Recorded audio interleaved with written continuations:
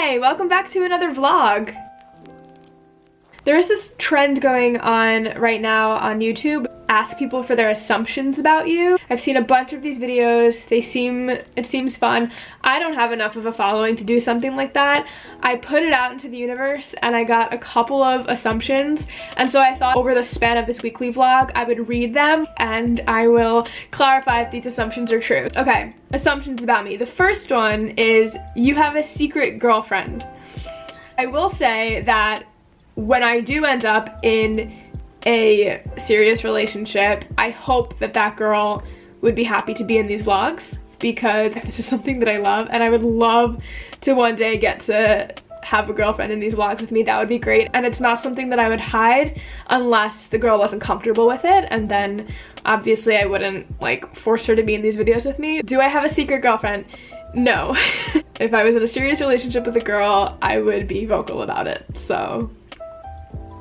Or do I? No, I'm just kidding. Or am I? I'm just joking. You got good grades at school. It's really funny that I come across that way. First of all, love that. I would love to give off that vibe. I was a good student in the sense that I was always prepared. I always did my homework. I was on time. I was a little goody-goody. I followed directions. Teachers usually liked me. But as far as like grades went, I think I probably could have done better. I did okay. I was in a lot of classes that were like AP, advanced placement type classes, mostly in like English or history. When it came to science and math, I was always just getting by. I don't know how I passed some of those science and math classes. I don't even know if I did. How did I graduate? I was so bad at math, like barely hanging on in all of my math classes and in a lot of my science classes. But I was very good at English, I was good at history, I was a good student, and I think that I was definitely capable of getting even better grades than I did in high school. I didn't like studying, I didn't study hard enough. I definitely did well, but I really, thinking about it, like I probably could have done better. I think it's funny that I give off that vibe. Love that. Love that for me. You're close with your family. That's accurate. I'm very close with my family. My sister's in a lot of these videos. I think my dad's been in a couple. I don't know, I delete a lot of videos after I post them, but yes, I'm very close with my family, that's true. You're Tatiana Maslany's #1 fan of all time. First of all, nothing makes me happier than having this title. What an honor. To clarify that assumption, yes, you would be accurate. I am, fight me. For those of you who don't know, because I feel like maybe some people who watch this follow me or know that this exists because you've known me since like the Clone Club Orphan Black days, because I was very heavily involved in that and in that fandom, and that time of my life was just a very, very important and special one to me. Being a fan of hers and Orphan Black, it was a life-changing experience for me. It gave me some of the closest relationships and best experiences of my entire life, and she wrote out the words that will be tattooed onto my arm until the end of time. So I feel like I could say that I deserve that title. I feel like that's accurate. I love that. Is it fair for me to give myself that title?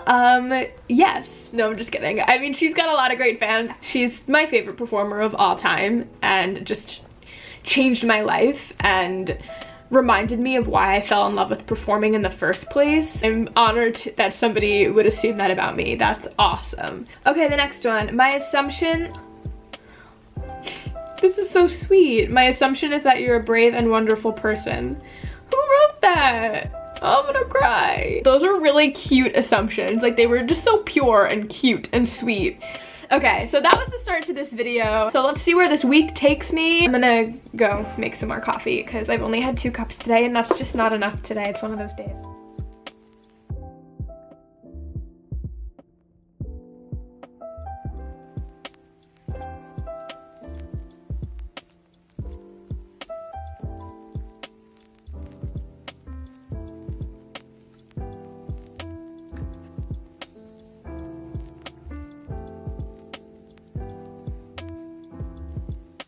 So I am not having a good hair day. Like, I just can't get my hair to stay today. I always kind of assumed that you were one of those sports gays. It's funny because I played softball when I was younger as a kid growing up. I played softball a lot, which, you know, stereotypically is kind of like a gay thing to do. Did I enjoy it? I don't really know. I don't really remember if I did. My dad coached the team a few years that I did it.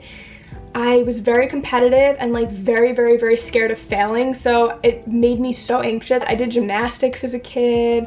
I tried everything for like a day. Like I tried basketball and I didn't do it because I was too short and nobody would pass me the ball. I think I did track once at age like 13, 14. I wasn't very good. I'm not a very good runner. So I did make attempts at playing sports. I never stuck with the sport. The one thing that I stuck with was theater. I was a theater lesbian. I was a thespian. Growing up, people would kind of make that a joke because the word thespian rhymes with lesbian, and they'd be like, are you hanging out with the lesbians today? And my little like closeted self at age like 15 would be like, good one, Todd. But I was very much a theater gay, and am still to this day a theater gay, not a sports gay. My family really, really loves hockey, so there have been periods of time in my life where I've been really, really into hockey, where I'd go to games all the time. My dad had season tickets. I genuinely really enjoyed watching it and still do. I think hockey's a really fun and exciting sport. I'll watch sports. My family's really into sports. If something's on, I'll watch it, but I would not call myself a sports gay. Is it because I wear baseball caps? You can't start a fire when you're around through the world falling apart. This gun's for hire, even if we're just dancing in the dark. Got a wife and kids in Baltimore, Jack.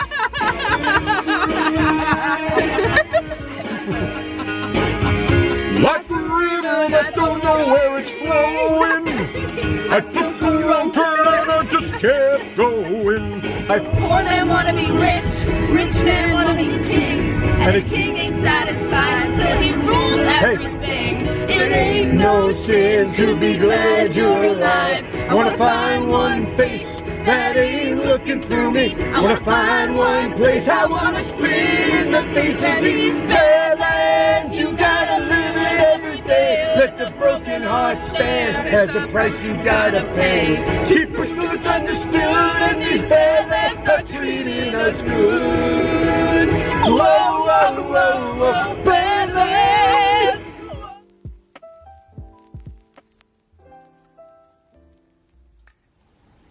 Not feeling it today. It is Monday, which means it's the last day that I'm going to be filming for this weekly vlog.